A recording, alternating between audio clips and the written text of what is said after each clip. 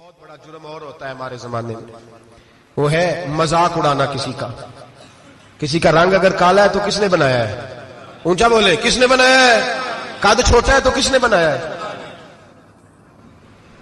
رشتہ دیکھنے آیا ہے بیٹی کا، بیٹے کا باپ ہے تو سمجھتا ہے کہ شاید میں فرعون بن گیا ہوں، رشتہ دیکھنے آیا ہے، کہتا ہے سارا کچھ ٹھیک ہے، شرافت بھی ہے، نفاست بھی ہے، بچی کا قد چھوٹا ہے، تجھے خیال نہیں آتا؟ تو اللہ سے نہیں ڈرتا؟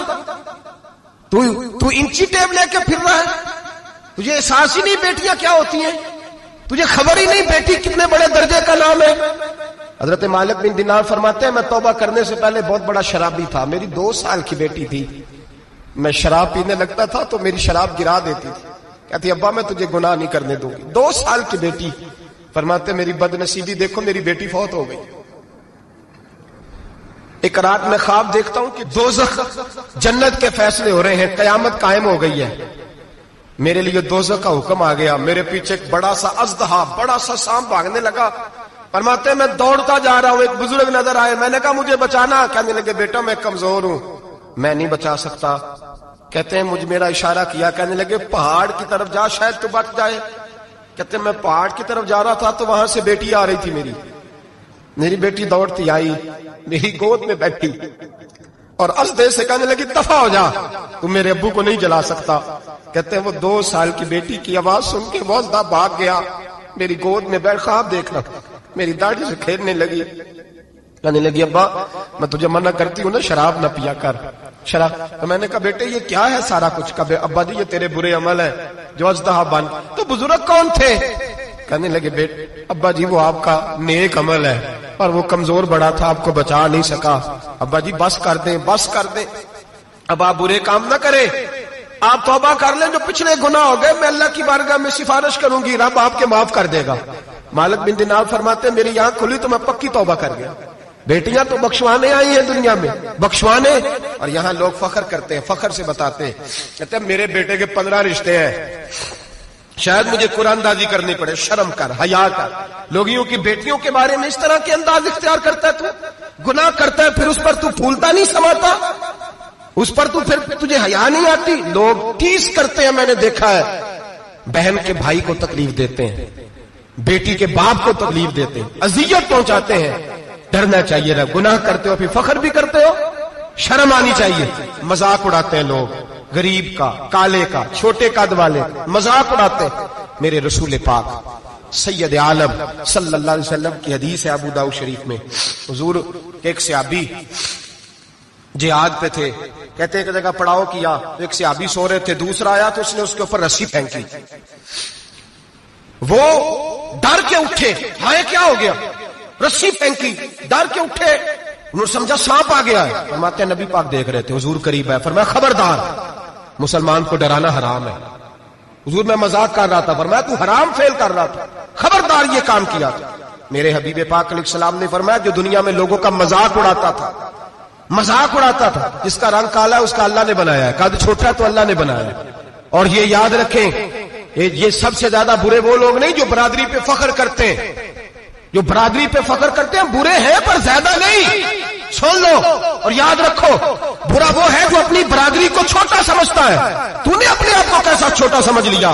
تجھے پتا نہیں تو خدا کا بندہ ہے، محمد عربی کا نوکر ہے، کنتم خیر امت، تو سب سے زیادہ شان والا ہے۔ برا وہ ہے جو اپنی برادری کو چھوٹا سمجھے، جو اونچا سمجھے وہ تو خیر برا ہے ہی، تو برا ہے جو اپنے آپ کو چھوٹا سمجھ رہا ہے، تو چھوٹا سمجھتا ہے۔ جب رب کریم نے بلانے میں فرق نہیں کیا، جب رسول اللہ نے نوازنے میں فرق نہیں کیا، جب جنت میں اللہ نے علیحدہ علیحدہ کیٹیگری نہیں بنائی کہ امیر یہاں، غریب ادھر، چودھری ادھر، چھوٹے، تو اپنے آپ کو چھوٹا کیوں سمجھتا ہے؟ ناز کیا کر اس بات کا کہ مجھے اللہ نے اپنے محبوب کی غلامی عطا فرمائی ہے۔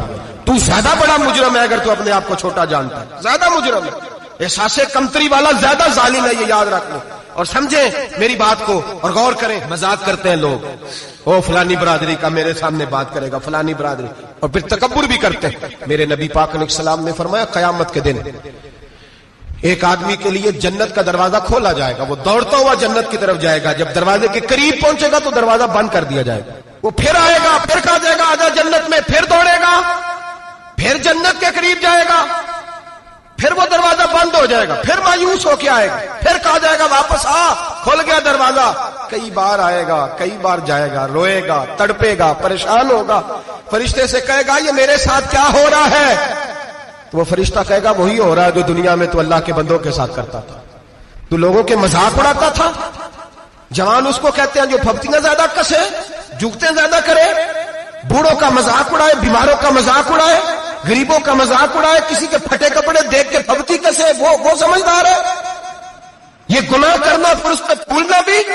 میرے نبی کریم علیہ الصلوۃ والسلام نے فرمایا رب کریم کے فرشتے کہیں گے تو بندوں کے ساتھ ایسا کرتا تھا، آج تیرے ساتھ ایسا ہوگا۔ میرے نبی رحمت سید عالم علیہ السلام کے غلام، میرے بھائیوں بہت زیادہ نہیں کرتے لوگ آج مذاق؟ بڑا ظلم نہیں کرتے؟ تکلیف نہیں دیتے؟ میں نے بوڑھوں کو روتے دیکھا ہے، میں نے غریبوں کو روتے دیکھا ہے، میں نے مسکینوں کو روتے دیکھا ہے، بیماروں کو تڑپتے دیکھا ہے، میں نے دیکھا ہے لوگوں کو تکلیف میں، لوگوں کو دکھ میں دیکھ کے مذاق اڑاتے ہیں۔ میرے حبیب پاک علیہ السلام کے صحابی ہیں حضرت عبداللہ ابن عمر، فرماتے ہیں میں حج کے لیے جا رہا تھا، محدث ابن جوزی نے لکھا ہے، فرماتے رستے میں ایک جگہ میں نے پڑاؤ کرنا چاہا، علاقہ بڑا چٹیل تھا، بڑا سخت تھا، میرا ارادہ بنا کہ میں، اور لوگ مذاق پہ فخر کرتے نہیں، بعد میں آ کے سناتے نہیں میں نے یہ کیا، آج اس گناہ پر فخر نہیں کیا جاتا۔ حضرت موسیٰ علیہ السلام سے بنی اسرائیل والے کہنے لگے کہ لگتا ہے آپ ہمارے ساتھ مذاق کر رہے ہیں، تو آپ فرمانے لگے اعوذ باللہ ان اکون من الجاہلین، میں پناہ مانگتا ہوں کہ میں جاہلوں میں سے ہو جاؤں۔ جاہل لوگ مذاق کرتے ہیں، اعوذ باللہ ان اکون من الجاہلین، پہلے سپارے میں کہا گیا جاہل ہے جو کسی کا مذاق اڑائے، جو کسی کے رنگ کا، قد کا، برادری کا، غربت کا مذاق اڑائے وہ جاہل ہے۔ یہ قرآن مجید نے کہا، میں نہیں کہہ رہا۔ حضرت سیدنا عبداللہ ابن عمر فرما رہے میں جا رہا تھا، راستے میں نے دیکھا کہ چٹیل میدان ہے، حج کے لیے جا رہا تھا، کوئی جگہ نہیں مل رہی تھی، ایک بوڑھی عورت کا مکان نظر آیا، اس کے پاس میں نے پڑاؤ کیا، ٹھہر گیا۔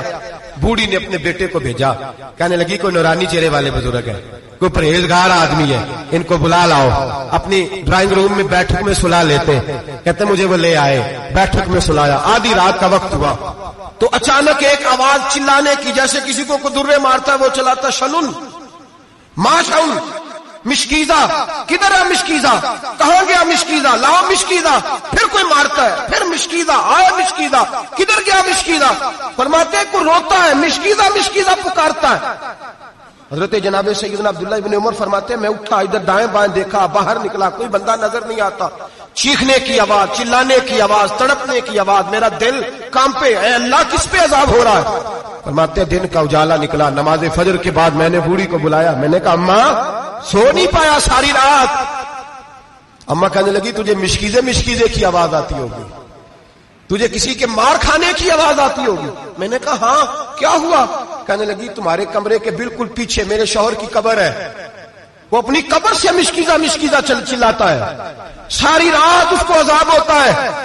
بڑی دعائیں کراتی ہوں، تو بھی دعا کر، اسی لیے بلایا ہے، اللہ اس کی مشکل آسان کر دے، قبر کا عذاب اٹھ جائے۔